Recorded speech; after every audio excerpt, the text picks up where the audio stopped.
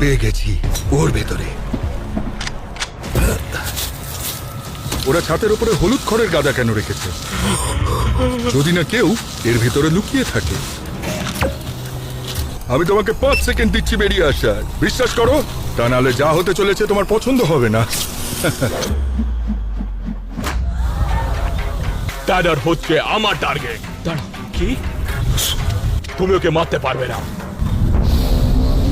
আবার তুমি এসেছো, হয়তো এবার আমি আরেকটু জোরে মারবো।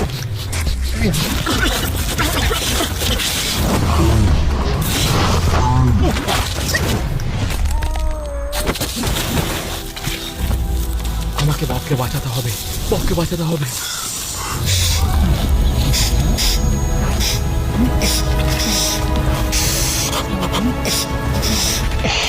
আমাকে এখান থেকে বেরোতে হবে। ও ট্যানারকে খুঁজে নিল। এখন শুধু আমি বেঁচে আছি। অ্যাসাসিনের কাছে শুধু 5 মিনিট বেঁচে আছে, আর ওকে তাড়াতাড়ি করতে হবে যদি জিততে চায় $100,000। আমাকে এই ঘরগুলো আবার দেখতে হবে। ভাই, আমি কখনো বলিনি যে ও আমার ঘরকে ভাঙতে পারে এইভাবে। অ্যালেন স্টোকস, কোথায় তুমি?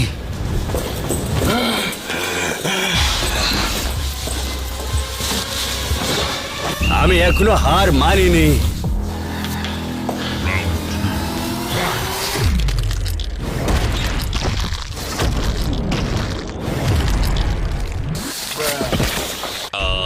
আমি জানি না ও জ্যাকের সাথে করলোটা কি, কিন্তু জ্যাককে দেখে ঠিক মনে হচ্ছিল না। আমার ফালতু সময় নেই। শুধু একটা জায়গা দেখা বাকি ছিল, ছাদের ওপর। এর ভেতরে নিশ্চয়ই কিছু একটা থাকবে। আমি অলরেডি রেড, পিঙ্ক, হলুদ আর গ্রিন খুঁজে পেয়েছি। যে রংটা বাকি আছে সেটা হলো ব্লু। ও শিট, ও আমাকে ধরতে আসছে। ও এখানেই কোথাও আছে। 1 মিনিট, এখানে দুটো পুল কেন?